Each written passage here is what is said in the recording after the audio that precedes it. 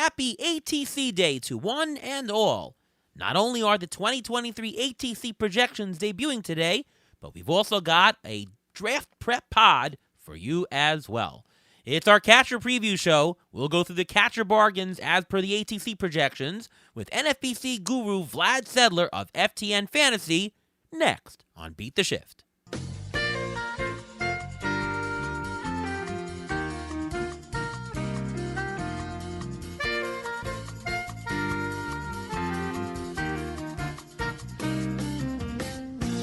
And welcome to another episode of the Beat the Shift podcast. I am your host, Ariel Cohen, and with me as always is Ruvain Guy. How are you, Ruvain? I'm doing great. How are you doing today? I'm doing fantastic. I'm so glad we are up to draft season prep. And what better guest to have than Vlad Sedler. Welcome to the show, Vlad Sedler from FTN Fantasy, NFBC Pro. What's going on, Vlad? How are you? Gentlemen, great to talk to you on this fine Tuesday in January. It's just still so far away from the regular season, from opening day, but I know we are all at full speed currently. Oh, absolutely. Yep. ATC projections are in motion. By the time that this podcast gets out, you might see it up or shortly thereafter. So tomorrow, actually today, when you hear this, ATC Day. Moved it up a day earlier, Wednesday, January 18th, ATC Day. Hope you enjoy the day, enjoy the ATC projections. But I know, Vlad, you do your own projections, the VDP projections. First of all, most importantly, what does it stand for? It stands for Vlad's draft positions. It could be Vlad's draft projections. It actually is both. Originally, Vlad's draft positions are a ranking system that is a good way to basically identify market inefficiencies against the NFBC's ADP, and then people can use it for their leagues that are non-NFBC. But that's what I've done over the years. Pre-content, before I used to produce content, I would do it for myself. Now I share it with the world, and this is the projections are the extension of that, the actual math behind it, which I show with essentially like an auction value for a 15-team mix, like a VDP value, like a dollar value per player, and that's what the projections are. So they just came out Monday. So we're in day 2 in this. And definitely log on to FTN Fantasy. Great site. I can tell you there's projections, there's articles. Going to be a podcast as well this year again, right? Yeah, we'll be back. Myself and Matthew Davis. We're going to get back into the swing of things starting next week. And yeah, I mean, it's just always so much better when you can talk about it, right? Because I've been, I feel very much in tune with fantasy baseball, even though it's middle of January. I think I'm on like my 7th draft champions. I've done a few gladiators, full set of projections, rankings, everything. But there's really nothing like being able to talk about it with your friends, right? Like when you and I went and met in First Pitch, Arizona. Absolutely. There's just nothing like that. It really kind of gets gets the bones going. So how is your VDP created? This is you manually going through players and it's Vlad's insights through and through, or are you doing some kind of formulaic stuff? How does it work? Yeah, there's a formulaic part, but it starts off from scratch, really, like sort of like a fresh batch of pasta. I guess that you're making every year, but basically just starts out like a blank Google Doc. I just go team by team. First, start with the offenses, then I go through the pitchers. Usually, it takes me about a month to get through it, to do it right. But basically, what I do is I dig into each player, kind of review. We all kind of know the 5x5 stats. A lot of us, like in our heads, like what we think they should be or what they have been recently. There's obviously some things that we remember along the way as we're doing it, but I really go into each player, looking at everything, on the hitter side from plate discipline, all rate stats, all underlying power metrics, speed data, looking at their injury history. I'm basically layering in there some team and lineup context, like where they might be hitting in the lineup, ballpark factors, and then I kind of do the same thing with the pitchers. And then after that, I kind of do a very serious spot check because I am, and you can ask the guys, my text chain of friends, Rob Silver, Scott Jensen, Matt Modica, they always make fun of me over the years of my projections, just certain guys that I love. that I just have really high. And so, over the years, I've just kind of become a little bit more conservative. I've learned a lot from, people like yourself and others that have been in sort of the baseball projections business.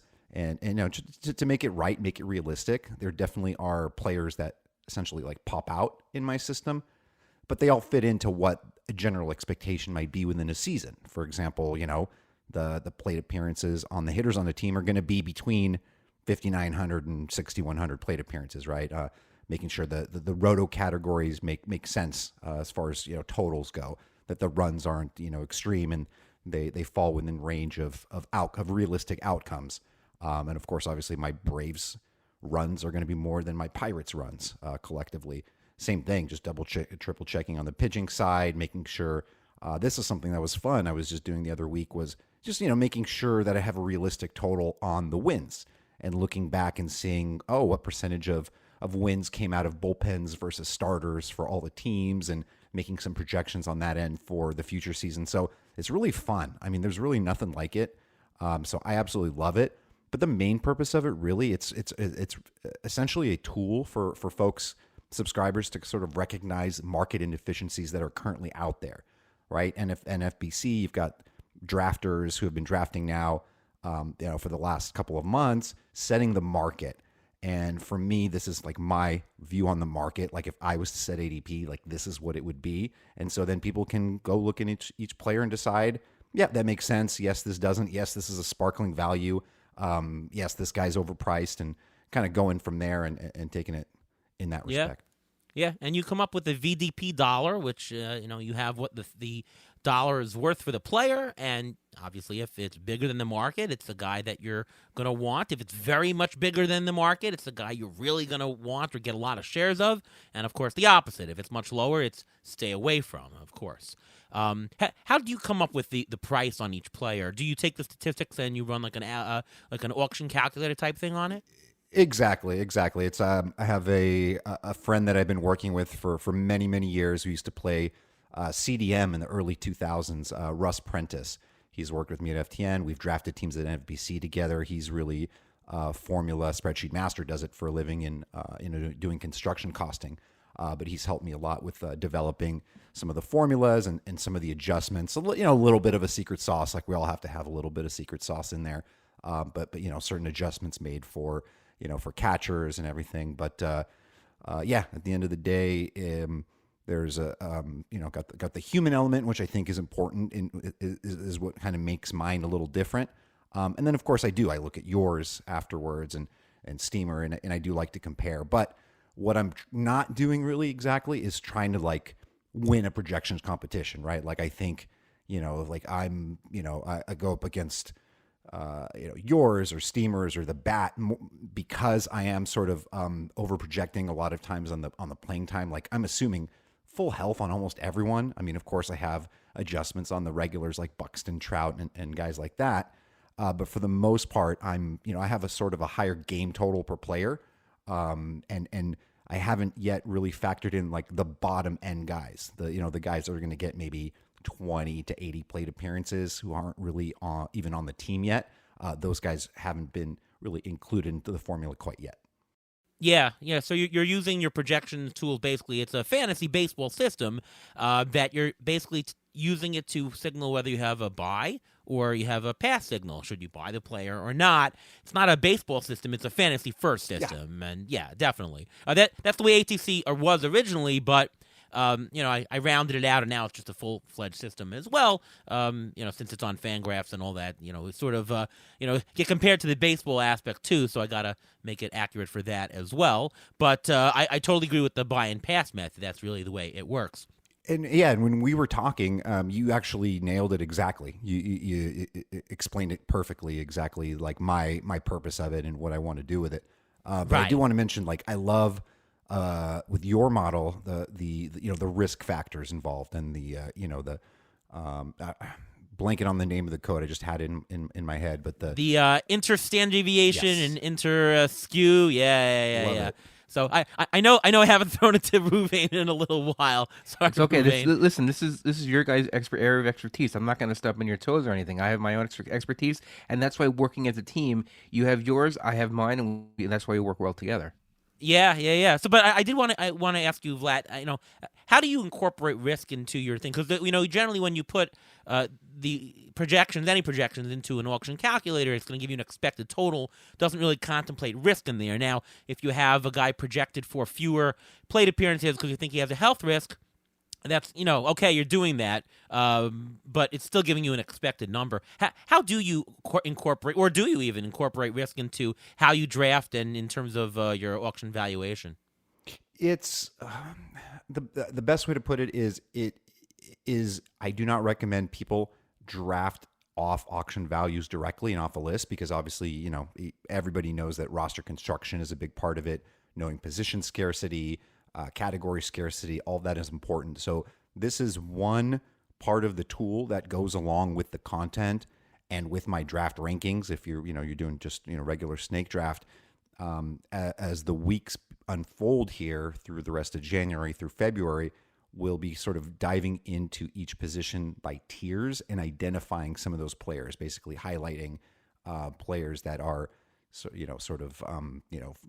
are more guys that would be higher in your risk model, and lower. And so those are things that I'll be pointing out throughout the season as we run through each the tiers of each position, and of course kind of understanding how to address it with balance as you draft, right? Because as we all know, even the sort of the misunderstanding that like, oh, I'm going for the overall, I just need to draft a whole bunch of high upside guys is not the way to go. I think we all know that. But to answer your question, yeah, it's not built into the model per se, other than some just plate appearance and raw data adjustments. But it's something that goes hand in hand with the content. Yeah, so with ATC, the nice thing about ATC is that since it looks at many underlying projections, each projection system underlying has a different thought as to what the true talent is of a player. And ATC is the average of them. What's good about ATC is that not only do I provide the expected numbers, but I give you the flavor of how different the projections are from one another over the average or under the average. And is there any skew? Are there more of them that are up and one that's dragging the average down, or so on and so forth? And those two figures are the inter-standard deviation and the inter-skew. Standard deviation is a measure of how different are they, and skew is, whether it's more up or down. In general, I've found that if you have a high standard deviation of a player, it's more risky. You should probably want a bigger discount to roster them on your team. And in terms of skew, negative skew is better because the wisdom of the crowd is really up. It's just one projection that's bringing down the average, so negative is better, and so on and so forth. Let's go to Ruvain on this first. In terms of building your team with risk, do you think that there should be a limit of total risk on your roster? Like, don't take DeGrom is going to be risky. Byron Buxton is risky. Don't take all the risky guys on a team. Or are you just avoid certain players, but you're okay with taking as much risk as you can, provided you keep getting good bargains? Is there a limit or not for you? I think there has to be a limit, only because there is no crystal ball in knowing how players react to them during the course of the season and injury. You mentioned Jacob deGrom. Last year, we had a ton of shares of Jacob deGrom. Why? Because according to our models and according to the pricing, we were getting him at a good price.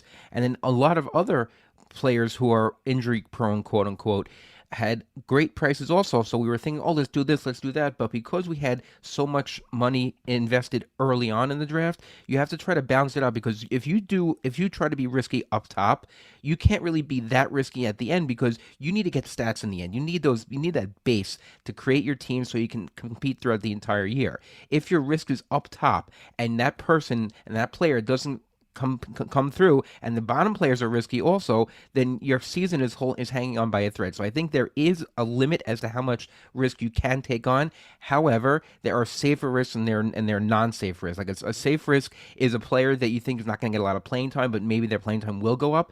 One of the non-safe risks is a player who's coming into the season injured, and you don't know when they're going to come back. Like, where are you going to draft Bryce Harper this year? Is Bryce Harper going to come back in May, June, July, August?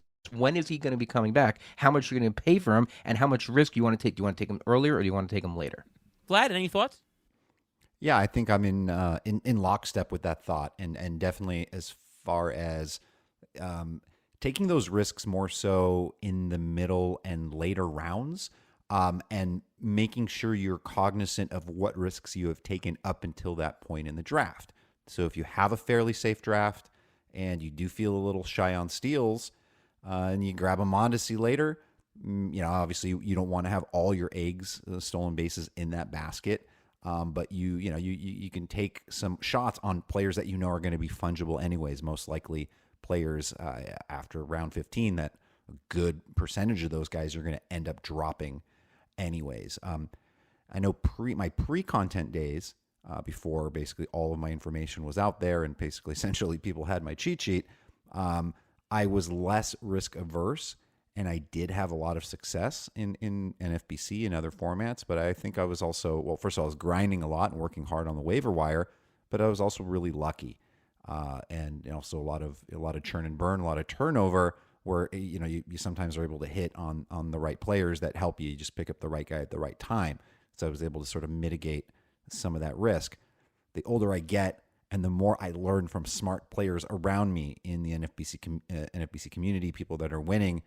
Even my good friend Scott Jensen, who I mentioned earlier in the show, who isn't, after we'll always drive back from Las Vegas back to Los Angeles on our way back, and I'll always look at that team of his that he drafted in the main event, and I'll say, man, that is so boring. That is just like, it's just not my kind of team, not my cup of tea.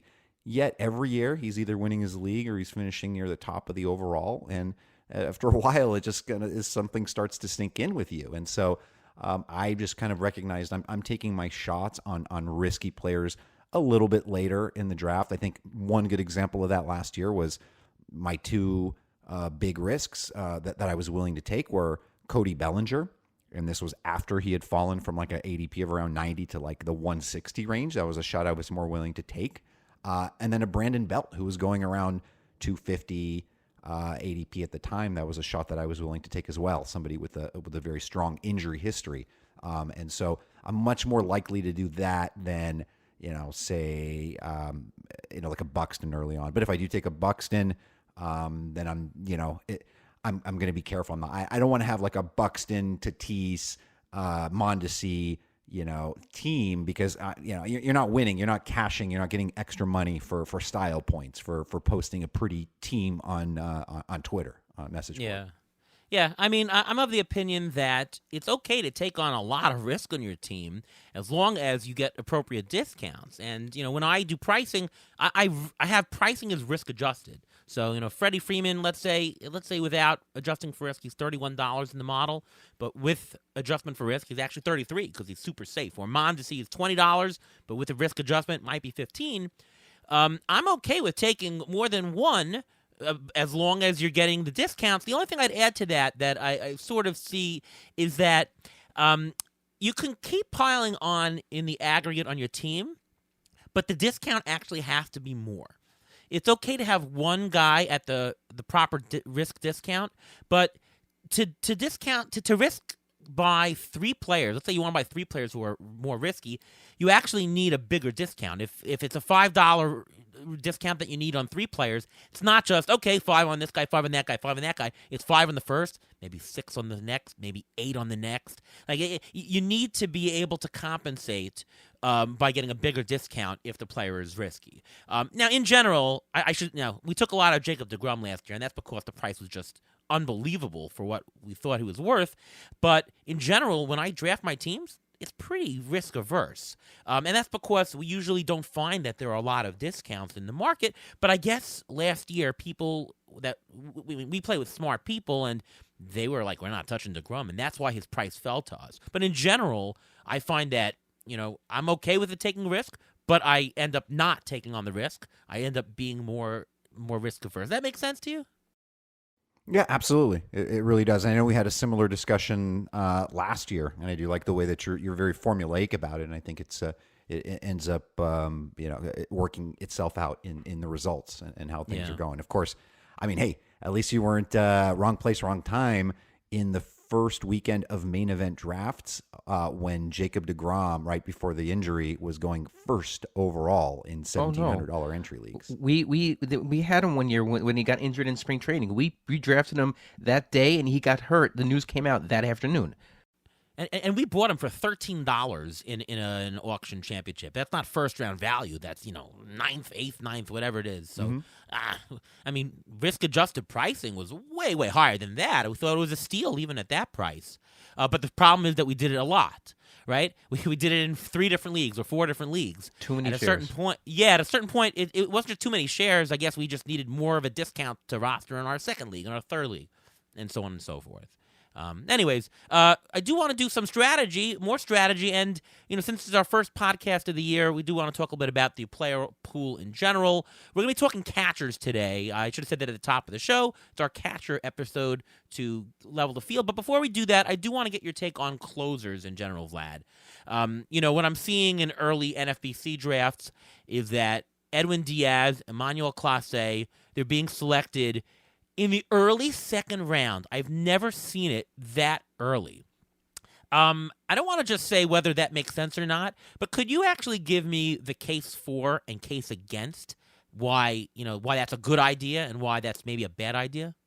We were actually seeing it last year a little bit too. Maybe not quite as high, but we did see some in the NFBC market last year at sort of at the end of. Early second round, we saw, who was it at the time, Josh Hader and Liam Hendricks going around there, and mostly towards the end of the second round. But it started that way because the format was draft champions, 50-round draft and holds in NFBC, where there at the time, this time last year, last December, last January, there was even less clarity as far as who the closers were. It was a very small list of elite guys, and if you remember, even Chapman was on that list, and so there was a big push by the people drafting a lot of draft champions to make sure that you were securing those saves. And of course, it ended up working out if you got the right players. Even to some degree, Josh Hader worked out, even though he absolutely blew up the ratios at the end of the season there when he came to the Padres. He kind of still racked up the saves. So what happens is I think there's somewhat of a hangover from the draft champions into the 12-team OCs and the 15-team main events, where there becomes this thing, if people aren't comfortable with the market and they're unwilling to take their shots later, then they don't mind sort of investing in those top guys. Now, for me, I also don't want to spend a lot in fab. Like when I do get into the 12-team OCs and the 15 main events, I would like an early I would like a good closer, but at the right price, for my RP1. So I'm never going to push up for myself. If I have the 15th pick of a 15-team draft, I'm probably not going to take a Diaz or a Clase there. I'd rather map out my first 5-6 rounds and sort of figure out where that first guy is going to be for me. Like if I like Devin Williams or Ryan Helsley or Jordan Romano, where am I going to pick my closer at, and where would I be able to grab him? So that's how I kind of want to map it out. But it is a little different with the 50-round draft and holds that the majority of folks are drafting right now, as opposed to in March when we get to draft season with Fab, where we can pick up saves on the waiver wire and might come at a premium at some point, spending a lot of money on Fab. But yeah, that's the balance. So I can see it both ways. For me, I'm never one extreme or another. I'm very anti. That's the one thing I'm is anti-extreme drafting. I will never go into a draft or any year with an extreme strategy with any category or any position or any stat. Right. All right, Ruvain, how about you? What are some of the other cases for and cases against doing that? You're a very against guy, I know, but can you make the case for and against? Yeah, I'm very against it, but there are reasons for it. I mean, these guys, like Edwin Diaz and Emmanuel Clase, they're going to give you strikeouts as almost as much as a third or fourth starter. They're guaranteed jobs. They're on good teams. There's stability there, and there's no injury history there. So for all those reasons, those guys seem pretty quote-unquote safe. But you're leaving so much value on the table for other offensive players. How many if you're getting them in the second round, you're not picking a second round hitter, which you can't get in the later rounds. A closer you can get later. So it's like going after like we used to for Mondesi and even Billy Hamilton. We used to push them up and draft them sooner just because of that one category. Remember, closers are not only not getting saves all the time. There's a lot of closers by committee. They're being pitched in the period in the time of the game when the manager wants them to. So they may not even close. Edwin Diaz pitched in the eighth inning a couple times and he didn't even come out for the ninth sometimes. So you're not guaranteed that you're going to get the saves from them. I just don't like leaving so much value on the table. If you're getting a second round player, I want a second round value. You're not going to get a second round value if you pick Edwin Diaz in the second round. Yeah, I mean, obviously the reason for is that the saves are so scarce. There's not a lot of lockdown closers, and the super elite ones they get it. You know, you don't have to worry about saves anymore. You don't have to use your fab. I think the biggest reason from my mathematical standpoint is if you want saves on your team, and you look at the pricing for closers. The round and the auction price that they actually go for in the market is so much higher than what if you run an auction calculator it's worth. Like Edwin Diaz, if you run an auction calculator, might be worth $20. But if you're picking him in the beginning of the second round, that's like a $30 pick. That's a $10 overpay. But that's not just true on top. It's true in the middle. If you're paying for a seventh round closer who maybe your model says is only worth 14, you're still paying 20-something dollars, if you're in the fifth round or so for it. You know, you're overpaying anywhere on the curve. So there's I always bring the concept of the market premium. There's always a market premium on closers. The question is, where is the market premium the best? And if you believe that, okay, well, these guys are so much more valuable than I'm really overpaying in the middle. They're so valuable. I'm not overpaying that much, even though it seems ridiculous in the second round. Then that's an argument is that it's the least market premium. You know, there's also opportunity costs. You know, case for or against. You know, if you think that you can, If you're taking a closer in the second round, it means you're not taking somebody else. You're not taking a top pitcher. You're not taking a top hitter.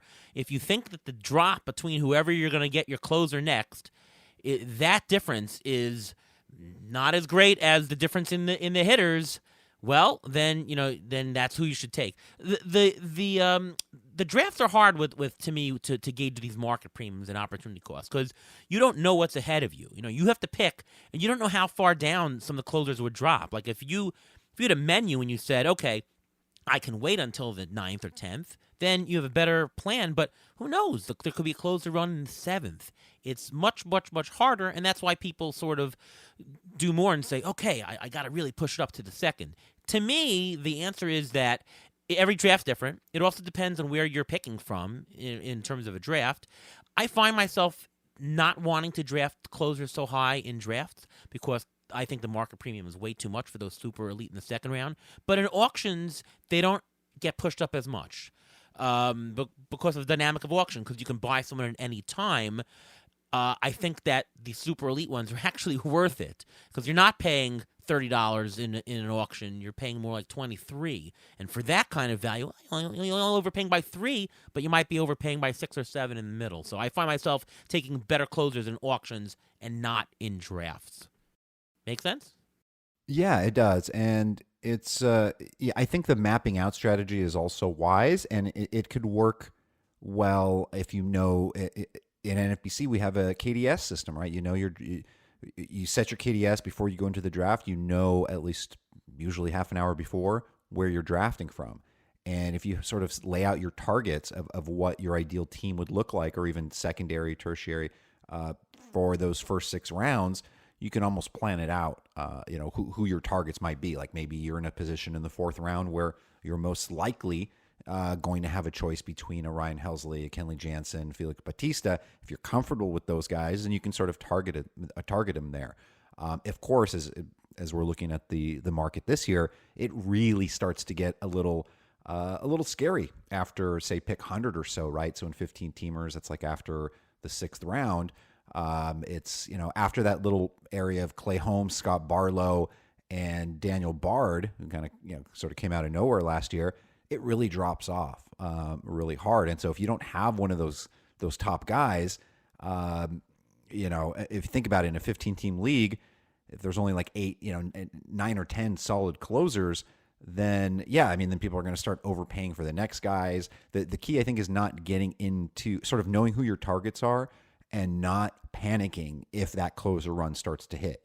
If that Bard, Barlow, Holmes tier, if those guys are gone, that's fine. You wait and you say, okay, I know, or at least I've convinced myself that I think, Jorge Lopez is going to close for Minnesota. Duran's going to be the high leverage guy. That will be my target, between him or Jose Leclerc or whoever. You just sort of, you map it out. You have your plan for the entire, for the entire draft. You kind of lay out where those closers are, and then just pick your spots and not force it. So let's talk catchers, which is the bulk of our show will be about catchers. Now, what we do here is on this show, we don't just say, who's our top 5 catchers? I mean, I'm not really interested in that because I can't really pick 5 catchers at one time, and all the other shows will review the top 5, top 10 catchers. You don't need that. What we want to do is we want to spot some undervalued players, as per ATC, obviously. And based on, ATC is saying the catcher's worth this, the market says this. Well, looks like a bargain, but we don't take our ATC's word for it. We will then do a deep dive, right? We're using ATC to just bubble up to the top potential targets, and then we do a nice discussion about each to see whether we agree with it, whether we think there's more or less, and then we can really clear the air for some picks. So for catchers, before we get into the actual players, let's just set the stage with the player pool. I've noticed, Vlad, and tell me if you see this, that catcher is very, very rich, especially in the middle. For one catcher leagues, it's actually rich the whole way there. I mean, the top catcher, Real Muto, Perez, all the way down to some of the middle ones, Stevenson, Jansen, Rowley, Keibert Ruiz. Those are decent catchers. You don't have the drop off a cliff for one catcher leagues. As far as two catcher leagues, it does get crappy at the end, but there's just a nice, there's no cliffs. It's a nice slide the whole way down. So I kind of think that you can really pick your spots here. If you have favorites, you're more likely to get your favorites this year because a lot of the pricing is bunched together in the market and bunched together what I think in reality is. So to me, if you're in a one-catcher league, you almost can just wait and not pick any catcher and just get whatever the dollar catcher is or your last round pick is in the end. And if you're in a 2-catcher league, a little bit deeper, 30 catchers, let's say a 15-team league, I would suggest almost saying you can get 2 catchers in the middle. Like, don't wait till the end. There's going to be some good value somewhere in the middle. You don't need a super elite. You don't need an elite catcher. You don't need a Varsho or Will Smith. You can take a couple of shots in the middle, but focus in the middle. You don't need to wait till the end. What do you feel is the player pool, Vlad?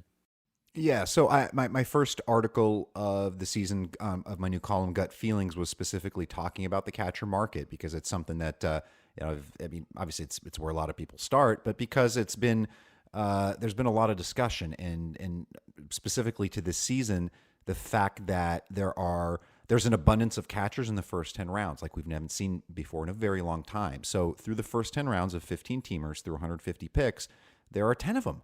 Not even 10, 3, 6, 9. Yeah, there's like 11 guys that are viable or have an ADP in the top 150. And yeah, it would be nice to have one of those for sure. But there are so many ways. I mean, really, the strategy is you pick the right player. It really doesn't matter. But there has been a lot of discussion. Some people like to go heavy catcher. They like the second round JT or Real Muto. Other people like to punt extremely on the other end of things. I like to just kind of take what the draft gives me. Like I have my certain targets that I like. I like Wilson Contreras. I like the other Contreras, his brother. I like Sean Murphy, Alejandro Kirk, and they fall in the right place. And if it's the best pick for me at the time against the other alternatives, that's kind of who I'll take. And then I have my second catcher list. The Logan O'Hoppes, Bo Nailers of the world. That would be fine as my second catcher, even like a Joey Bart. But looking back at, for example, I did a little study of last year. I looked at the top teams who finished in the top overall of the main event and the OC, and just to kind of see what the, who these teams ended up with. And it was a mix, really. Bob Cramatola, who won the main event, he had Will Smith as one of his catchers. As we know, it was a top 100 pick. And then Nick Fortes was the second one. You see a lot of William Contreras teams, a lot of Christian Betancourt on a lot of teams, a lot of Jose Trivinos. Like it's really a mix. There's really no one size fits all approach. And I think that's the same thing once again this year. So you just gotta get comfortable with the targets that you like, that you want. But I would not go extreme and just, spend 2 of my first 5 picks on catchers just because it's a scarce position or whatnot. Yeah, I mean, it's just what you're seeing there basically is get the best bargain. See wherever the price dips the most. That's who you get. You don't have to reach for players if you have that kind of fluid catcher pool, catcher market, and that's what I'm seeing this year. All right, before we go into the undervalued catchers, it's time for the Injury Gurus Trivia of the Week. So we're talking about catchers, and the first catcher we're going to talk about actually is, I had to say it right, I'm giving away the answer, is one of the answers for the trivia question. But this past year, can you name the top 4 players who were hit by pitch the most last year? Can you name them? Non-catchers? Overall hitters, overall. Oh, I know, because are you asking me or anyone? Yes, asking both of you. I know Ty France is one of them. Yeah, No. France. No. No. Brandon Nimmo. Nope. No? Come on. Another Met, though. Alonso. No. Getting hit? No. Really? Wait, how? Because I was doing I think it was Mark top 4. Canha. Mark Canha's one. Oh, right. Yes. Mark Canha. Andres Jimenez is up there. Anthony Rizzo is up there. And Wilson Contreras is up there. Wilson Contreras was hit 24 times last year, which is a crazy amount, and that plays into his OBP. If you're playing in an OBP league, Wilson Contreras, the lowest OPP he's ever had for his career was 339, and that was the 46th ranked player last year. So his OBP is very high. He had the lowest K rate of his career last year at 21, and he was a little unlucky. His BABIP was 270. He's going to be in a better lineup this year. His launch angle changed by almost a full 2 degrees from the 2 years prior, and he hit the same amount of home runs. He has a career high in hard hit balls according to StatCast. That's with an xVL over 95. I think he is a really good option at the price level that he's at, and I think you're not going to see any decline. And being on the Cardinals, they know how to manage their catchers. Vlad, what do you think of Wilson Contreras? Before I do that, I do want to say when you look at Wilson Contreras wasn't qualified, officially by his at bats. So that's why I remember, because I was recently doing a study. I was incorporating hit by pitch into my that's correct. I had to go to a different website to actually go see the total and not just the qualified players. Yeah, and I was going to say Ty France, he's second behind Mark Canha since 2021. So it's Canha and Canha 55, France 48 since the beginning of 2001. And Canha was hit 28 times last year. Yep. I love Wilson Contreras. There's people concerned about moving from playing half his games in Wrigley to in St. Louis this season, and a little bit of a downgrade in ballpark. I think that'll balance out with the team around him, and him be a little more motivated. I kind of see him kind of jumping into that Yadi Molina role and really becoming a leader on this team and almost a better hitter. And so I like him very much. I think if he stays healthy for a full season, I think he might mess around and be the catcher 1 or 2 this year. Yeah, I mean, ATC has him as roughly a $3 bargain in a 15 team. By the way, just to clear the air, we can't really talk about every single format, but when I call out dollar numbers, I'm talking about sort of an NFBC format, 15 team 5x5 standard league. He's $3 bargain, right? He's $3 over. He's an $18 player. Market is like a $15. He's going about pick 100, let's say, in the NFBC currently. I mean, Wilson Contreras, what I'm looking at is I'm looking at his risk metrics, and he has a very low intra-standard deviation. Intra-standard deviation looks at the 5x5 roto categories and says, how balanced is he? Well, he actually has 4 or 5 stolen bases a year. He's got a good average. He's got a lot of power for a catcher. Good run, good RBI metrics. So even if he's a little bit lower in one of them, he might even compensate by getting a little bit more in the other, and the risk of his overall value not coming to fruition is lower than other people who are one category guys. If you stumble in one category, well, that's the end of your value, and of course, it's the end of your team value. It goes kaput, right? So he's very stable, and he's a catcher. You usually don't get these stable catchers. Now, I only have him projected for about 445 at bats. He might actually get more than that. It's possible. Low 20s homers. The big thing I see with him, and I don't know if it's just a a figment from last year, but he lowered his strikeout rate. It was 29% in 2021. It was 21%. That's a huge drop for somebody over that period of time, over a full season, 400-plus at-bats. I don't know if that's a real gain, but if it is, he had a 270 BABIP last year. There could be batting average upside. Like I'm projecting him for 250. He could be a 260 player or so with that change in eye and that change in an unlucky BABIP. So I can actually see him going upwards, regression upwards. I kind of think it's a good buy, good solid buy. If you're at that spot, you don't have your catcher, why not? It's a perfect spot for him. And one more thing, according to roster resources, Wilson Contreras is supposed to bat second in that lineup. That's a very good spot to bat in that lineup. Yeah, second is fantastic anywhere. We'll so definitely, see. Yeah, that'll be interesting. And I'm always very careful with the roster resource, and obviously, Mr. Martinez does a fantastic job with it. But just so much is going to change, right? Like a little bit of news will alter that a little bit. I think there's some whispers of a Lars Nootbaar trade, in fact. Possibly going after Pablo Lopez to that pitching staff, because I know they want to get a solid arm in there. But there's just so many things that lineup can do as far as the batting order with possibly Tommy Edman at the top. Nootbaar could possibly be on top if he doesn't. If he sticks around with the team. Brendan Donovan, by the way, against righties, was a really solid number 2 hitter ahead of Paul Goldschmidt. We can see him hitting there as well. But in general, if Contreras hits number 2, and you start seeing that in the beginning of spring training, you're going to see his ADP just soar up, and he's going to be up there in the Sal Perez range real quick. Next catcher we have is Sean Murphy, who I also see about a $3 bargain. Sean Murphy, he went from Oakland to Atlanta. Now you look at that ballpark factors. That's a huge change from Oakland to Atlanta. And I don't know if, the market is shrewd, but you never know. Maybe people are not taking into account his home run totals from the last 3 years, 18, 17, and 19. I'm scaling 2020 to full season, so just under 20. But if you look at the ballpark change, it would now be over 20, 21, 22, 23. So that's a nice bonus. He had 537 at-bats.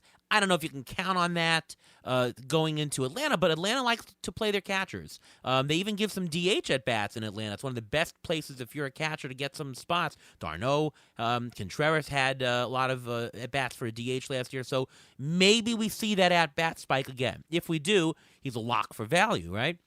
But even at 470 at-bats, which I'm projecting, he's a very nice catcher value. And, similar to Contreras, some of the things I said really hold. He is somewhat spread out other than stolen bases. His strikeout rate, 20% last year. 20%. That's enormous for catchers. Very low risk of a bad batting average. Because you have a good eye and you don't strike out a lot, you're probably not going to have a big risk of going kablooey with your average. So it's lower risk. That's fantastic. And the lineup in Atlanta is tremendous. Whoever he's going to bat against, going to be batting afterwards. You have Acuna in that lineup. You have Albies in that lineup. You have Olsen in that lineup. He's going to get a lot more RBI opportunities and run-scoring opportunities than he did in Oakland. So a lot of the stuff is going to just go up and up. I'm excited for Sean Murphy. I think he's very similar to Contreras being, one of the better catchers and of value. Do you agree, Vlad? You said you have him, was that the 470 at-bats or plate appearances? At-bats. Okay, about 50 walks, so 520 or so.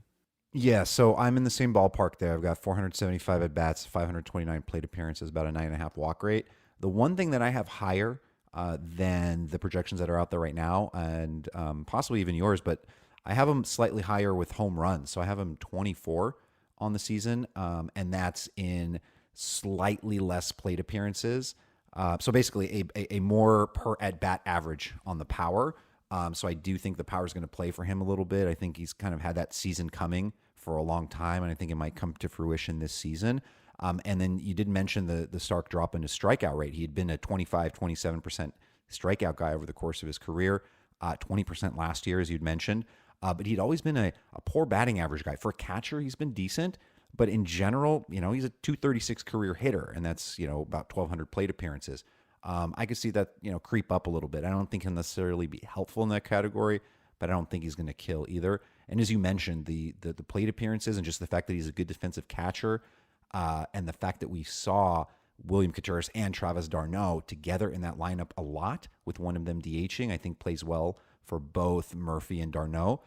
And not to get sidetracked, I did just want to mention, because I've been doing a lot of drafts, I've noticed a huge drop on Travis d'Arnaud price since Murphy came on the team. And I think d'Arnaud at this point's going to end up becoming a solid value because, like we said, he'll probably get a fair share of plate appearances as well. And he's a good hitter when he's healthy. Yeah, agree. Ruvain, anything to add? Yeah, well, Sean Murphy right now he's stable. He caught 112 games 2 years ago, 116 games last year.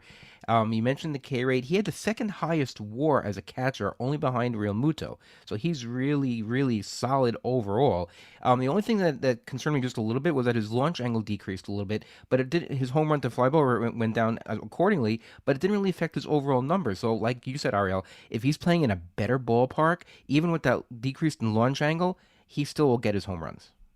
Yeah, his fly ball totals are going down, and the home run to fly ball, it looks actually a little bit unlucky low even. So maybe he'll hit a few less fly balls. ATC's projecting 21 homers. It's, about 3 less than you. But I definitely see the potential for more. He definitely is a value, for sure. Next up, Danny Jansen. Danny Jansen here, ATC has about a $2.50 bargain, $10.50 player going for about $8 in terms of market value. They've cleared a little bit of the air, Toronto getting rid of their prospect catcher, but they also then jammed the catcher trading for Dalton Varsho, although we think Dalton Varsho is going to not play catcher and play mostly outfield. Danny Jansen, very, very low parameter risk. His ATC metrics are actually very good. Negative skew, low intra-projectional risk with the categorical risk. So, there you go. He had 15 homers, 15 in only 215 at-bats. That's enormous. I'm projecting over 20 homers for him. And look at these strikeout walk metrics. 17.7 strikeout rate, 10% walk rate. Very good eye, and he walks a lot. So these are excellent metrics across the board. Seem to be coming in his own. The question is, how much playing time will he get? I don't think on the Blue Jays he's going to get any DH time because they just signed Belt, right? They also have to play, maybe Vlad Guerrero plays there a little bit. You're not gonna clog up there with them. So it's pretty much him or Kirk as the catcher. So I don't know if he'll get the actual plate totals to boost his value, but the per at bat stuff is excellent, and he's still a nice number one catcher. I'm not as thrilled with him as the other guys so far, but he's still okay. And of course, if his price drops even lower than this, then I think he's a reasonable bargain. Any thoughts on Danny Jansen, Vlad? Oh, absolutely. I got a lot of thoughts on Danny Jansen, mostly because he's somebody I've been drafting since the very beginning. Just one of those guys that I've always kind of bought into and believed in because of his tremendous power. He was, I think, a pretty big pedigree as well, despite being a 16th round pick. He just really came on in the minors. But the problem with him had always been he was a massive batting average drain. He just really never got the plate appearances. It was just the year before the pandemic, 2019, showed a little promise. At a little bit over 100 games, he hit 13 home runs, but he hit like 210 basically. He's a career 220 guy. And part of the problem with last year's average is had he not got hurt, and I think it was a couple of times that he got hurt, he probably wouldn't have hit that high. That 260 that he hit was in 248 plate appearances. He's pretty much somebody you shouldn't rely on for batting average. It's mostly the power, as you're looking at, per at-bat power. Now, the concern with Jansen for me now, and the fact why I've reduced him in my projections previous to their release, was the Brandon Belt signing. And that really does sort of muck the waters there for them because Alejandro Kirk is, they're going to want to keep his bat in there a lot. I mean, obviously, he'll probably doing some DHing as well. But I just don't see the over 400 at bats basically for him. So, we're seeing 499 plate appearances from the bat. Steamer's got 425. I think I've got 390. So I'm considerably less. I could end up being very, very wrong. I do like him as a per at bat player, but in general, I think I'm a little bit lower on Jansen than I would like to be after this Brandon Belt move. Yeah, very thorough review there. I guess the value really changed after that the signing of Belt. I mean, there's nowhere to put him at DH. There's just do the math. There is nowhere to put him, and you never know. Dalton Varsho could end up catching some. Right, I see a big playing. It's funny how they traded their prospect away only to create a bigger crunch, and then they signed Belt. Very confusing what they're doing, but I don't get it. Well, actually, he's never had more than 384 plate appearances in his career. He's always been injured. He gets hurt, little nicks and dings. He's out for 2 weeks here, 2 weeks there, 2 weeks here, and it's a big problem. But according to Statcast, his hard hit rate when he's out there is 46%. And the last 2 years, he's been pulling the ball more. So if you pull the ball more with no shift out there, his batting average may not be as bad as people are saying it's going to be. Now, you mentioned Belt. Belt actually said earlier this month that he feels he's completely healthy. He had surgery on his right knee this past September, and he anticipates seeing most of his starts as the DH. So my concern is Danny Jansen, staying on the field either because of health or because of getting playing time. I think that's where he's going to get crunched the most. yeah, interesting take. Definitely, I like the other catchers we've said so far more than him. But again, if he's more like if you have him on your roster, he's going to be good. It's just more of a risk and what the price is. But the fact that they signed Belt, doesn't that drop Jansen's price in the market? Right? I mean, his value goes down, but his market price goes down. It should, but then also I'm a huge Belt apologist, and am still gonna double down and go into him this year. And most likely, he probably will not be healthy again this year, so that would probably reopen opportunities for Jansen. But like Ruven said, Jansen's also very injury prone, so we'll see. Maybe we'll see Santiago Espinal or Spencer Horwitz grabbing the at-bats there at DH. A lot of things to One of consider. ours. Yeah, a lot of things to consider with him, but there are all the arguments that we've laid out. We have a mailbag question from Mike Carter who asks, what do you guys make of Cal Raleigh? Believe the hype. Well, Cal Raleigh is on the list. I don't really see him as a big numeric value compared to market. He's going at par value, about a $10 player. He's going in the 11th round, but it's tough to beat that power. I mean, he's really the home run guy now. He's Mike Zunino in a good year, put it that way. He had 27 homers last year and just 370 at-bats. Could be more. You never know. In terms of just checking whether it makes sense, I always want to check, okay, that's what he did. Does it make sense? Fly ball rate, 55% last year. That's what it was close to in the minors.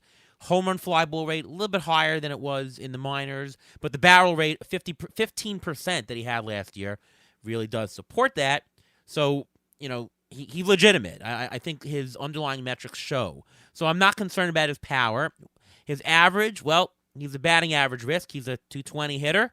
But, you take that with catchers. With some of these catchers, as long as you get one or two categories that are above, the RBIs will be high. I mean, Seattle will be decent. He should get somewhere in the 60s RBIs. Most projections have that as well. So, this is like a Gary Sanchez, Mike Zunino Goodyear type, which is very, very valuable. The ATC volatility risk, very low. He's got negative skew. He's got low interprojectional standard deviation. So low-risk guy, pretty much this is what he is. And if you have par value, you're getting a par value guy. I kind of think that for a two-catcher league, he is really a good anchor to start with, and then you can get somebody else that maybe fills in a little part of the your catcher values. I think in a shallow league, though, his cost might be high. You probably don't have to reach for him in a shallow league because you can replicate his production elsewhere, especially with another catcher. So I would say deep league, I'm interested. Shallow league, I'm not, but very stable. So I would definitely happy to have him on my roster, and I wouldn't worry about it. What are your thoughts on Cal Raleigh, Vlad? So the one thing I was just curious because I hadn't dug into him, I think, since last, since kind of setting the projections. And I wanted to look back at his split stats just because I was curious. And of course, one season, just 400 PA, small sample, but really interesting. As probably you would imagine, 2/3 of his home runs last season came on the road. Obviously, his home park not necessarily great for power for production. He hit 180 at home with 9 of his 27 home runs, and he hit 244 on the road. And then as far as the splits, the power splits, 24 of his 27 home runs came against righties, which is interesting. Granted, 3 times the plate appearances, but still, it's 24-3 ratio there. Power righties to lefties. Interesting. He is a switch hitter, right? He is a switch hitter, yeah. And you've got what's his name? Tom Murphy is back. If he's healthy, might get some at bats against righties. Interesting, yeah. Also, Cal Rowley only had 3 hits through May 15th last year. So he started very, very slow. I remember he started taking off. He hit a home run against the Mets, and it killed the Mets. And that's when he just started taking off. That was a May 15th home run. He took off after that. And if you go even deeper for his stats, he had only 16% soft contact last year, which means when he hit the ball, he hit it pretty hard. So it's a matter of actually just making contact, because he did have a strikeout rate of 29% last year. So when he makes contact, I think, Ariel, you said he's a Mike Zunino. He is the exact Mike Zunino. If Mike Zunino he's Mike Zunino reincarnated. He came from Seattle. It's the exact same thing. I think if you are okay with that not so great batting average and get those 20, 25 home runs, he's the guy to take, and you can get him at a good price. Yeah, Zunino in a good year, though. Yes. Zunino's had the crappy years. This is like Zunino in a good year, but I'm more sure of it. So yes. Absolutely.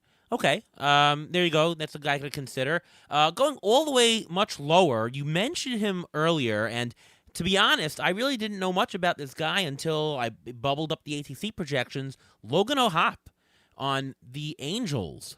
I'll let you go first. Ruve, why don't you go first on him? What are your thoughts on the Angels catcher? By the way, I did get confirmation, and I am sorry to interrupt. I was always calling him O'Hoppe because I never had heard his name, and then I listened to, I believe it was DVR and Eno, and I heard Eno keep saying O'Hoppe, and I was like, that doesn't sound right, but maybe it is. And I looked it up, so I guess it is O'Hoppe. Well, you can. Let's say sounds funnier. Sloppy O'Hoppe, or you can put nicknames to O'Hoppe. It's a better name. It's a better name to broadcast and announce to. All right.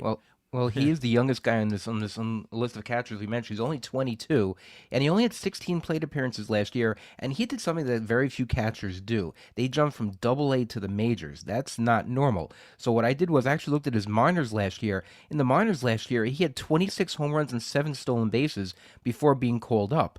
This is a guy, if it's a 2-catcher league, I'm okay taking him because he has that upside. And just that alone, he's not going to be that expensive. Not many people are going to know too much about him because who's going to trust 16 plate appearances? But if you look at the minors, he does show promise of power there.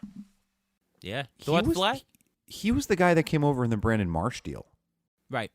Yeah, last August. Yes. It's going to be him, and it really depends on how he looks in camp and if he can sort of stick around. He's obviously a strong prospect. He's a good hitter. Decent plate patience, actually. Seems like a guy that may not necessarily hurt you in batting average. But, of course, rookie coming up might have some struggles. But, Max Stassi is still there, and Max Stassi was showing some promise in 2021, enough to, make him a solid 20th rounder as your second catcher last season. But then Stassi was hurt and he stunk. He was essentially horrible. I think there's a little bit of bounce back in Stassi for this season. Not that he's going to be fantasy relevant or anything, but enough that he's decent defensively to sort of maybe mix in and just give, the O'Hoppe a little bit of trouble. But that's what I'm hoping for, especially drafting O'Hoppe, that he really kind of comes into his own and just kind of explodes as a rookie out the gate. That's what I would love to see. Because he really does have the talent to show that off. Well, I see this Stassi as a path to him playing more. I mean, Stassi had a 180 batting average last year. That's path to playing time. It really is. And if you want to, sort of Sean Murphy, the reason why he really was fantastic value-wise was because he came into a lot of at-bats. I can see a path to that with Logan O'Hoppe. And all they have to do is beat out Max Stassi. They don't have anybody else. So that's what I see as the upside with him. And good player per plate appearance. I mean, I'm projecting him for 10 homers and only 250 at-bats. Very, very decent. Very low volatility. And usually with rookies, you get a higher volatility, right? Projections are a little bit not sure what you're going to get. They're closer than for most rookies, especially most rookie catchers for him. So that makes me say, there's something here. You don't have to pay a lot for him. He's not for one catcher leagues. He's for two catcher leagues. But I kind of see, pick him up, see if he stumbles into playing time. You can always throw him away for another catcher if you want at that level. Kind of like him. He's growing on me here. So I think it's a thumbs up for me. I'm in. Sounds good. All right, let's do a couple of mailbag questions. We've gotten thanks everybody for sending in those ones. Okay, well, first question from Drew. Who is this year's Sean Murphy, the guy who ends up playing a lot more than we thought and gains extra roto value because of the extra playing time? Funny how that worked in the question. I mean, Hoppy is the guy for me. Anybody else that we're missing, Vlad or Ruvain? We're talking about catcher specifically? Catcher specifically who might have playing time upside, and that would really cause them to be a good value because they'll just gain value from plate appearances. I'll tell you, I think Luis Campusano could be that guy because Austin Nola's, he's kind of on the wrong side of 30. He's got some injury history a little bit. Is an okay hitter. I guess a decent contact guy. But Campusano might actually get an opportunity and earn it. I mean, there's no Jorge Alfaro there anymore in the mix, so he has an opportunity to kind of maybe run with it. So I would at least that's what I would like to see happen. And possibly Nick Fortes too, right? I mean, a guy, one of the few catchers that can steal a few bases, pretty good plate, per plate appearance guy. But you still obviously got Jacob Stallings there, who's a pretty good defensive catcher. Bruvet, anybody else to add? Yeah, I got the guy that you mentioned earlier, William Contreras. I mean, he was blocked in Atlanta. They had to put him at DH. He's going to be the starting catcher in Milwaukee. I think his at-bats are going to go up, and I think his productivity is going to go up as well. That's a good one. I'll throw is it Eric Haase or is it Haase, like a Hoppy? Haas. I think just Haas. Eric Haas. Eric but I'm down Haas. How about him? They have shown him, he had not a great year last year, or at least in the early going, he had some flashes of goodness last year, but they also sometimes play him in the outfield to give him extra at-bats in Detroit. I was on him for last year. His price is still somewhat cheapish, so I can see him stumbling onto more playing time as well. Yes, and it's just a testament to how bad that Tigers lineup is too. Oh, the fact that a sort of 30-year-old journeyman catcher is getting like prime at-bats. But Haas I know very well because of DFS, and you just, there's a bad lefty on the mound, you play Eric Haas because he mashes left-handed pitchers for some power. So I like him in that regard. And then really, there's nobody in his way. It's like, what, Donnie Sands? No, there's nobody in his way, and they like him and they give him more playing time. I know we're picking on crappy situations. What a crappy. Well, that's how we make our money in fantasy baseball, by identifying bad situations where the guy stumbles onto more playing time. That's the whole name of the game. All right, next question from David. Does Kirk find his second half stride this season? Also, is there a Joey Bart breakout coming? Any thoughts, Vlad? I like Joey Bart. I actually just drafted him in the 20th round as my second catcher in my latest draft champions. Of course, this guy that's probably going to be hitting near the bottom of the lineup.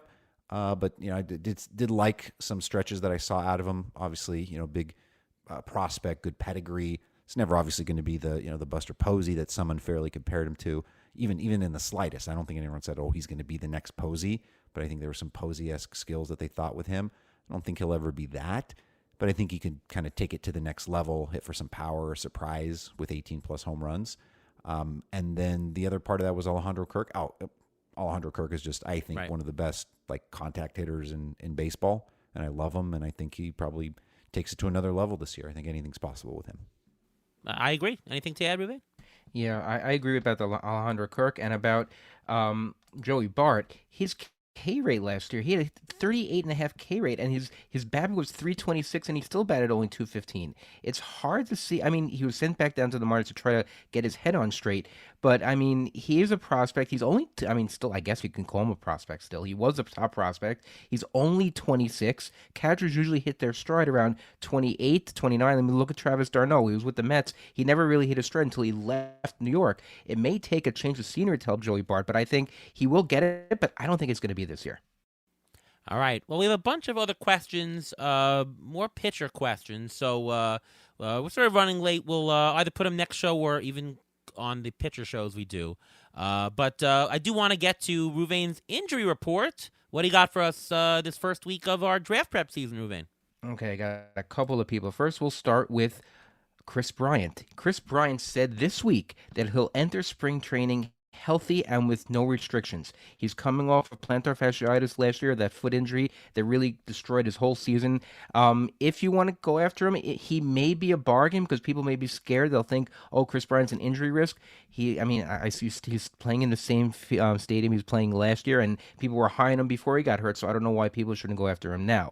Kyle Hendricks says his shoulder, which he strained last July, feels quote-unquote amazing, but his availability for opening day remains up in the air, so I'd probably stay away from that. And Frankie Montas, he's battling shoulder inflammation. He is expected to miss the first month of the season. Who's going to take his place? That's an excellent question because no one knows yet. Yeah, Montas, I don't know, some of these pitchers that the Yankees have gotten recently in the trade deadline just didn't work out. Sonny Gray didn't work out. And going back to Hendricks, what in the world does that mean? Oh, my shoulder feels amazing. I just can't pitch. What does that mean? It basically means he's not going to start the season on the IL. That's what it means, according to him. But, he's getting older, and I don't know how much fantasy value he has anymore. Yeah, I mean, the whole thing with Hendricks is that it was the pinpoint control that did it for him. And once you lose some of that with age or whatever, and you don't have that pinpoint control, I mean, he doesn't have much else. So I loved him for years and years and years. I was always the advocate. Get Kyle Hendricks. He'll save your whip. He'll save your ERA. Who cares about strikeouts? You'll get them otherwhere, but you can't. He has a skill that no one else can have. But that skill is clearly gone. How many teams will Kyle Hendricks be on your roster, Vlad? It's going to be 0. I'm not a Hendricks guy, and I hope he doesn't listen to your podcast. Although I know Matt Mervis and Vinny Pasquantino do. That's right. We had Vinny Pasquantino, and we had Matt Mervis. Oh, man. I feel so bad for Matt Mervis because after we did that show, well, we knew that Hosmer was on the roster, and then they signed Trey Mancini. I'm like, oh, my God. What are they doing to this kid?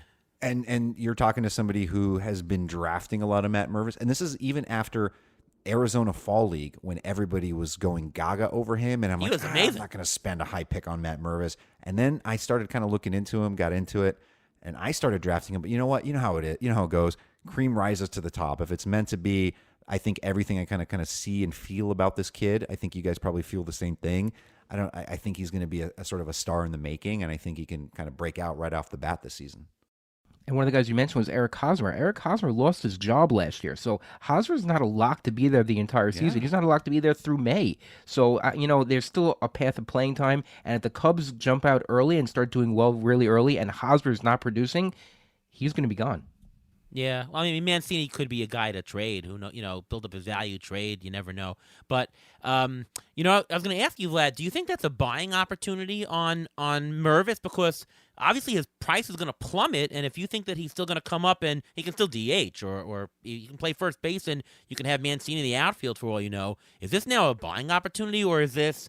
I don't know if the value is worth it. Certainly in the NFBC where you have to roster players and there's not a lot of room, maybe just not for this year. Well, what are your thoughts on Mervis? Yes, I think it's an opportunity where if he starts to go drop beyond, which looks like is happening now, beyond pick 300, which is 20th round, 21st round borderline of 15 teamers, he starts to fall beyond that, and you're looking at the alternatives in that area. Guys without complete full playing time, guys like Nick Gordon, Luis Rengifo. Eric Haas, like these are the type of guys in his range and his price point now. And there's more upside with him. That's a type of shot, right? That I think is worth taking. Right. And, it depends on the format too. If it's a 12 teamer, obviously you're not going to hold a Matt Mervis if he starts the year off in the minors. But I think if I'm drafting, early or like a draft and hold and he falls far enough, I'm taking a shot now and just hoping I, get something. Because I feel like at some point this year, even if it's not from the beginning of the year, at some point, a talent like him, guy that's hungry, motivated, talented, is going to win out over a bum like, Eric Hosmer, who I also hope doesn't listen to this pod. Yeah. I hope he does. But yeah, definitely. And if you want to check out those interviews with Mervis and with Pasquantino, we just did them last week. Check them out. All right. Well, That's all the time we have time for this week. But before we let you go, Vlad, why don't you just tell everybody where we can see all your stuff, we can hear you, listen to you, and read all your fabulous work. Why don't you kick it off? Yes, on Twitter at RotoGut, and then all of our content this season, including my VDP projections and articles, fab column during the season, which I think everyone should have access to, is at ftnfantasy.com. So thank you guys so much for having me on. It's always a pleasure. It's a nice way to kind of sort of kick off my podcasting, go here in the preseason, and always a pleasure. And happy early ATC day to all who celebrate, which should be everyone. Yeah, there we go. All right, Ruven, quickly, what do you got going on? You can follow me on Twitter at MLB Injury Guru, where I'm going to tweet out injury updates as they come in, and they should be coming in within the next month or so when pitchers and catchers start to report to spring training. You can also follow my weekly in-season article on Rotoballer that comes out usually over the weekend to help you with your fab pickups. All right, I'm Ariel Cohen. Twitter is ATCNY, only 5 letters. Amazing. You can read my work over at Fangraphs, over at Rotoballer. Projections, ATC projections will be on Rotoballer, on Fangraphs, and on CBS Sportsline. And a nice nice Google Doc sheet on that site as well. So check them out. Use them, and let me know if you find anything. Let me know you might have seen something that I didn't. A good player, a bad player, question. Maybe there's a naming issue. You never know. I got to match all these players. Sometimes a player can come out wrong. Who knows? Let me know what you see and enjoy them. All right. Once again, thanks so much, Vlad Sedler, for coming on the show, and from all of us here at Beat the Shift. We'll see you next time.